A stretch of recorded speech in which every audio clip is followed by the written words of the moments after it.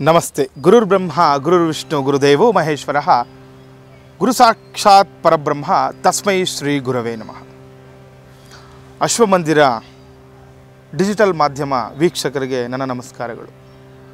ನೋಡಿ, ಇವತ್ತು ನಾವು ಈ ಒಂದು ವಾಹಿನಿಯಲ್ಲಿ ಸಾಮಾನ್ಯವಾಗಿ ದಿನನಿತ್ಯವೂ ಕೂಡ ಒಂದೊಂದು ವಿಚಾರಗಳ ಬಗ್ಗೆ ಮಾತಾಡ್ತಾ ಇದ್ದೀವಿ. ಕೆಲವೊಂದು ಪೂಜೆ ಪುನಸ್ಕಾರಗಳ ಬಗ್ಗೆ ಅಥವಾ ಜ್ಯೋತಿಷ್ಯ ಶಾಸ್ತ್ರದ ಬಗ್ಗೆ, ವಾಸ್ತುಶಾಸ್ತ್ರದ ಬಗ್ಗೆ ಮಾತಾಡ್ತಾ ಇರುವಂಥದ್ದು.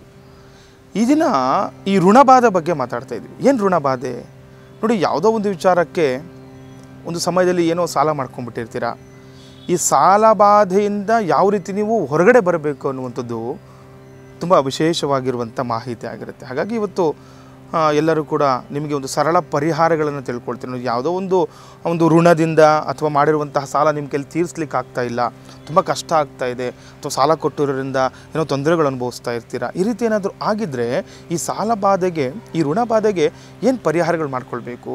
ಕೆಲವೊಂದು ಸರಳ ಪರಿಹಾರಗಳಿರುತ್ತೆ. ಆ ಒಂದು ಸರಳ ಪರಿಹಾರಗಳನ್ನು ನೀವು ಮಾಡಿಕೊಂಡಾಗ ಏನಾಗುತ್ತೆ, ಆ ಸಾಲ ಬಾಧೆ ಅನ್ನುವಂಥದ್ದು ಕಡಿಮೆ ಆಗುವಂಥದ್ದಾಗುತ್ತೆ. ಅಥವಾ ಈ ಲಕ್ಷ್ಮಿಯ ಕಟಾಕ್ಷದಿಂದ ನೋಡಿ ಹಣ ಬರುವಂಥದ್ದಾಗುವಂಥದ್ದು, ಇದೆಲ್ಲ ಕೂಡ ಆಗುತ್ತೆ. ಹಾಗಾಗಿ ನೋಡಿ, ಯಾರು ಸಾಲ ಮಾಡ್ಕೊಂಡಿರ್ತಾರೆ ನೋಡಿ, ಕೆಲವೊಂದು ವಿಚಾರವಂತ ಬಂದು ನೋಡಿಕೊಂಡಾಗ ಯಾಕೆ ಸಾಲ ಆಗುತ್ತೆ ಅಂತ ತಿಳ್ಕೊಳ್ಬೇಕು. ನಮಗೆ ಏನಾದರೂ ಈ ಪೂರ್ವಾರ್ಜಿತ ಕರ್ಮ ಫಲಗಳಿಂದ ನೋಡಿ, ಏನೋ ಒಂದು ವ್ಯಾಪಾರ ಉದ್ಯೋಗ ಪ್ರಾರಂಭ ಮಾಡಬೇಕು ಅಂದ್ಕೊಳ್ತಿರ್ತೀರ. ತುಂಬ ಚೆನ್ನಾಗಿ ಅದ್ರ ಬಗ್ಗೆ ನಿಮಗೆ ನಾಲೆಡ್ಜ್ ಇರುತ್ತೆ. ಯಾವುದಾದ್ರೂ ಆಗ್ಬೋದು ನೋಡಿ, ಸಾಲ ಆಗದ ಇಂಥ ವಿಚಾರಗಳಿಗೆ ನಿಮಗೆ ತುಂಬ ಅದ್ರ ಬಗ್ಗೆ ತಿಳುವಳಿಕೆ ಇದ್ದರೂ ಕೂಡ ಅದರಲ್ಲೇ ಮೋಸ ಹೋಗಿನೋ, ಅಥವಾ ಈ ಸಾಲ ತೊಗೊಂಡ್ಮೇಲೆ ಯಾವುದು ಉದ್ಯೋಗ ವ್ಯಾಪಾರ ಅದೇನಾದರೂ ಏನಾಗುತ್ತೆ, ಅದು ನಿಂತೋಗುವಂಥದ್ದಾಗುವಂಥದ್ದು, ನಷ್ಟ ಆಗಿಬಿಟ್ರೆ ಏನಾಗುತ್ತೆ, ಈ ಸಾಲ ತುಂಬ ಜಾಸ್ತಿ ಅದು ತುಂಬ ತೊಂದರೆಗಳನ್ನ ನೀವು ಒಂದು ಜೀವನದಲ್ಲಿ ಅನುಭವಿಸ್ಬೇಕಾಗುತ್ತೆ. ಹಾಗಾಗಿ ಕೆಲವರು ಕೇಳ್ತಾರೆ, ಗುರುಗಳೇ ಈ ಥರ ಸಾಲ ಆಗಿಬಿಟ್ಟಿದೆ, ಯಾವುದೋ ಒಂದು ವ್ಯಾಪಾರ ಏನೋ ಮಾಡಬೇಕು ಅಂದ್ಕೊಂಡಿದ್ವಿ, ನಷ್ಟ ಆಗ್ಬಿಡ್ತು, ಇದು ಯಾವ ರೀತಿ ಪರಿಹಾರಗಳು ಮಾಡ್ಕೊಳ್ಬೇಕು ಅಂತ. ನೋಡಿ, ಯಾಕೆ ನಷ್ಟ ಆಗುತ್ತೆ ಅಂತ ನೀವು ಪ್ರಥಮವಾಗಿ ತಿಳ್ಕೊಳ್ಬೇಕಾಗುತ್ತೆ. ಯಾಕಂದರೆ ನಿಮಗೆ ಅಷ್ಟು ನಾಲೆಡ್ಜ್ ಇದೆ. ನೀವು ಯಾಕಂದರೆ ಯಾರೇ ಆಗಲಿ ಸುಮ್ಮನೆ ಈ ಸಾಲ ಮಾಡಲಿಕ್ಕೆ ಹೋಗೋದಿಲ್ಲ. ಅಂದರೆ ಏನಾದರೂ ನಿಮಗೆ ಅದ್ರ ಬಗ್ಗೆ ತಿಳುವಳಿಕೆ ಇದ್ದೇ ನೀವು ಸಾಲಾಗೆಲ್ಲ ಮಾಡ್ಕೊಂಡಿರ್ತೀರ.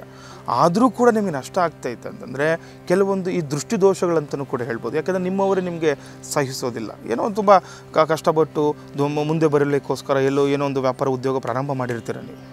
ಆದರೆ ಏನಾಗುತ್ತೆ, ಯಾರೋ ಈ ದೃಷ್ಟಿದೋಷನೋ ಅಥವಾ ಏನಾದರೂ ಈ ಮಾಟ ಮಂತ್ರಗಳಿಂದನೋ ಕೆಲವರು, ಯಾಕಂದರೆ ನಮ್ಮನ್ನು ಯಾವಾಗ ನಮಗೆ ಎದುರಿಗೆ ಬಂದು ಅವ್ರು ನಮ್ಮನ್ನು ಫೇಸ್ ಮಾಡಲಿಕ್ಕಾಗಲ್ಲ ಅಂಥ ಟೈಮಲ್ಲಿ ಈ ವಾಮಾಚಾರಗಳನ್ನು ಮಾಡ್ಕೊಂಬಿಟ್ಟಿರುವಂಥದ್ದಾಗುತ್ತೆ.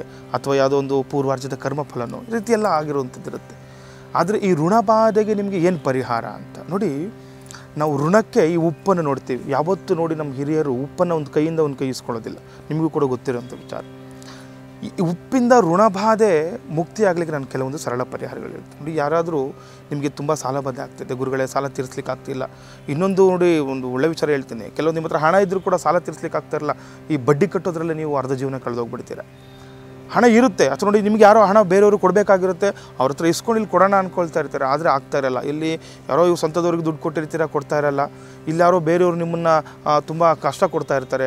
ಅದರಿಂದ ಏನಾಗುತ್ತೆ, ಮಾನಸಿಕವಾಗಿ ಕುಗ್ಗಿ ಹೋಗ್ತಾ ಇರ್ತಾರೆ. ನೋಡಿ, ಸಾಲಗಾರ ಯಾರಾದರೂ ಫೋನ್ ಮಾಡಿದ್ರು ಅಂದರೆ ನಿಮ್ಗೆ ಏನಾಗುತ್ತೆ, ಆ ದಿನ ಎಲ್ಲ ವ್ಯರ್ಥ, ನಿಮ್ಗೆ ಯಾವ ಕೆಲಸ ಕಾರ್ಯ ಕೂಡ ಮಾಡ್ಕೊಳ್ಳಿಕ್ಕಾಗಲ್ಲ. ಆ ರೀತಿ ಇರುವವರು ನೋಡಿ, ತುಂಬ ವಿಶೇಷವಾಗಿರುವಂಥದ್ದು ಈ ಪೌರ್ಣಮಿ ಅಥವಾ ಅಮಾವಾಸ್ಯೆ ದಿನಗಳು, ಇದನ್ನು ಪರ್ವಕಾಲಗಳು ಅಂತ ಹೇಳ್ತೀವಿ. ಇದು ಏನಾದರೂ ಈ ಋಣಬಾಧೆ ವಿಮೋಚನೆಗೆ ತುಂಬ ಪ್ರಶಸ್ತವಾಗಿರುವಂತಹ ಸಮಯಗಳಿವು. ನೀವು ಯಾರಾದರೂ ಈ ರೀತಿ ಸಾಲಬಾಧೆಯನ್ನು ನರಳುತ್ತಾ ಇದ್ದರೆ ಪೌರ್ಣಮಿಯ ಶುಭ ಸಂದರ್ಭಗಳಲ್ಲಿ, ಇದು ಯಾವ ವಾರನಾದರೂ ಬರಲಿ, ಪೌರ್ಣಮಿ ದಿನ ಬೆಳಗ್ಗೆ ಪ್ರಾತಃ ಕಾಲದಲ್ಲಿ ನೀವು ಸ್ನಾನಾದಿಗಳನ್ನು ಮುಗಿಸಿ ಏನು ಮಾಡಬೇಕು, ನಿಮ್ಮಲ್ಲಿ ಒಂದು ಮನೆಯಲ್ಲಿ ಎಷ್ಟು ಒಂದು ಕೆ ಜಿನೋ ಅಥವಾ ಒಂದು 3 kg ಉಪ್ಪನ್ನು ತಗೊಂಡು ಏನು ಮಾಡಬೇಕು, ಆ ಉಪ್ಪಿನ ಮೇಲೆ ಕೆಲವೊಂದು ಚಿಲ್ಲರೆ ನಾಣ್ಯಗಳನ್ನು ಇಟ್ಟು ಅಲ್ಲಿ ಒಂದು ಸಂಕಲ್ಪವನ್ನು ಮಾಡಿ ಪೂಜೆ ಮಾಡಬೇಕು. ಮನೆಯಲ್ಲಿ, ದೇವರ ಮನೆಯಲ್ಲಿನೋ ಅಥವಾ ನಿಮ್ಮ ಮನೆಯ ಒಂದು ಬ್ರಹ್ಮಸ್ಥಾನ ಅಂತ ಹೇಳ್ತೀವಿ, ಮನೆಯ ಮಧ್ಯಭಾಗದಲ್ಲಿ ಏನು ಮಾಡಬೇಕು, ಒಂದು ಮಣೆಯನ್ನು ಹಾಕಿ, ಮನೆಯಲ್ಲಿ ಬಾಳೆ ಎಲೆ ಹಾಕಿ, ಬಾಳೆ ಎಲೆ ಮೇಲೆ ಉಪ್ಪನ್ನು ಹಾಕಿ, ಉಪ್ಪಿನ ಮೇಲೆ ಏನು ಮಾಡಬೇಕು, ನೀವು ಒಂದು ಕಾಯನ್ನಿಟ್ಟು ಅದರ ಮೇಲೆ ಒಂದು ದೀಪವನ್ನು ಹಚ್ಚಬೇಕು. ನೀವು ಒಂದು ಮಣ್ಣಿನ ದೀಪ ತುಂಬ ಇಂಪಾರ್ಟೆಂಟ್ ನೋಡಿ. ಈ ಮಣ್ಣಿನ ದೀಪ ಬರುತ್ತೆ ಮಾಮೂಲಿ, ಅವೇನು ಹೇಳ್ತಾರೆ, ಈಗ ಮಣ್ಣಿನಿಂದ ಮಾಡಿರುವಂತಹ ದೀಪಗಳು, ಸಣ್ಣ ಸಣ್ಣ ದೀಪಗಳು.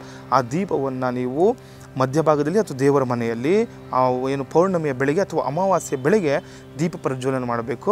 ಪಂಚದೀಪ ಅಂತ ಹೇಳ್ತೀವಿ. 5 ಕಡೆ ಇರಬೇಕು, ಒಂದು ಸಿಂಗಲ್ ದೀಪ ಅಲ್ಲ, ಅದು 5 ಕಡೆ ಉರಿಯುವಂತಹ ಮಣ್ಣಿನ ದೀಪ ತಗೊಳ್ಳಿ. ನಿಮ್ಗೆ ಸಾಮಾನ್ಯವಾಗಿ ಎಲ್ಲಾದರೂ ನಿಮಗೆ ಹೋದರೆ ಅಂಗಡಿಗಳಲ್ಲಿ ಸಿಗುತ್ತೆ ನಿಮಗೆ, ಪಂಚಾರತಿ ಅಂತ 5 ಕಡೆ ಉರಿಯುವಂಥ ದೀಪ. ಅದಕ್ಕೆ ನೀವು 3 ಥರದ ಎಣ್ಣೆ ಹಾಕ್ಬೇಕು, ಯಾವುದಾದ್ರೂ ಆಗ್ಬೋದು ನೋಡಿ, ಅಥವಾ ಹರಳೆಣ್ಣೆ ಆಗ್ಬೋದು, ಎಳ್ಳೆಣ್ಣೆ ಆಗ್ಬೋದು, ಅದ್ರ ಜೊತೆ ನೀವು ತುಪ್ಪವನ್ನು ಬೆರಗಿಸ್ಬೋದು. 3 ಥರದ ಎಣ್ಣೆ ಹಾಕಿ ನೀವು ಪ್ರಾತಃ ಕಾಲದಲ್ಲಿ ಅದನ್ನು ದೀಪ ಪ್ರಜ್ವಲನೆ ಮಾಡಿ ಸಾಯಂಕಾಲದಲ್ಲಿ ದೀಪದ ಸಮೇತ ನೀವೇನು ಮಾಡಬೇಕು, ಅದನ್ನು ಯಾವುದಾದ್ರೂ ನೀರಲ್ಲಿ ನೀವು ವಿಸರ್ಜನೆಯನ್ನು ಮಾಡಬೇಕು.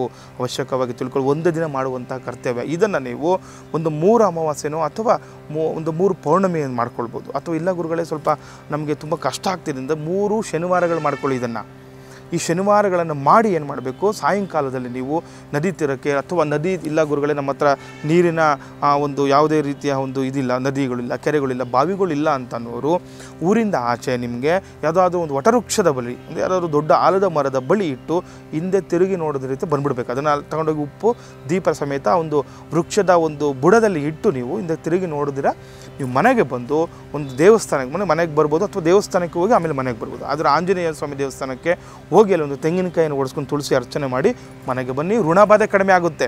ಇದರಿಂದ ಏನು ಗುರುಗಳೇ ನಮಗೆ ದುಡ್ಡು ಬರುತ್ತಾ ಅಂತ ನೀವು ಕೇಳ್ಬೋದು. ಕೆಲವರು ಕೇಳ್ತಾರೆ, ಏನು ಹಿಂಗೆಲ್ಲ ಮಾಡಿದ ತಕ್ಷಣ ದುಡ್ಡು ಬಂದ್ಬಿಡುತ್ತಾ ಅಂತ. ದುಡ್ಡು ಬರೋದಲ್ಲ, ಏನಾಗುತ್ತೆ, ಋಣಬಾಧೆ ಕಡಿಮೆ ಆಗುತ್ತೆ. ನೋಡಿ, ಯಾವುದೋ ಒಂದು ಪೂರ್ವಾರ್ಜಿತ ಕರ್ಮಫಲ, ಅವರಿಗೆ ಹಣ ಯಾರೋ ಇಸ್ಕೊಂಡಿರ್ತಾರೆ, ಅವ್ರು ಕೊಡಬೇಕು ಮನಸ್ಸಿದ್ರು ಕೂಡ ಆಗ್ತಾ ಇರಲ್ಲ. ಆ ರೀತಿ ಇರುವಂತಹ ಏನಾದರೂ ಋಣಬಾಧೆ ಇರುವಂತಹ ಪೂರ್ವಾರ್ಜಿತ ಕರ್ಮಫಲಗಳಿಂದ ಇರುವಂತಹ ದೋಷಗಳಾಗಲಿ, ದೃಷ್ಟಿ ದೋಷಗಳಾಗಲಿ ನಿವಾರಣೆ ಆಗುವಂಥದ್ದಾಗುತ್ತೆ. ಒಂದು ಕಂಡಂಥ ಕೆಲಸ ಕಾರ್ಯಗಳು, ಹಣದ ವಿಚಾರ, ಸಾಲಬಾಧೆ ನಿವಾರಣೆ ಆಗುವಂಥದ್ದಾಗುತ್ತೆ. ಸಾಲಬಾಧೆಯಿಂದ ಬರುವಂಥ ಸಮಸ್ಯೆಗಳು ಕೂಡ ನಿಮಗೆ ನಿವಾರಣೆ ಆಗುವಂಥದ್ದಾಗುತ್ತೆ. ಲೋಕ ಸಮಸ್ತ ಸುಖಿನೋ ಭವಂತು, ಸಮಸ್ತ ಸನ್ಮಂಗಳಾನಿ ಭವಂತು. ಶ್ರೀಮತೇ ರಾಮಾನುಜಾಯ ನಮಃ.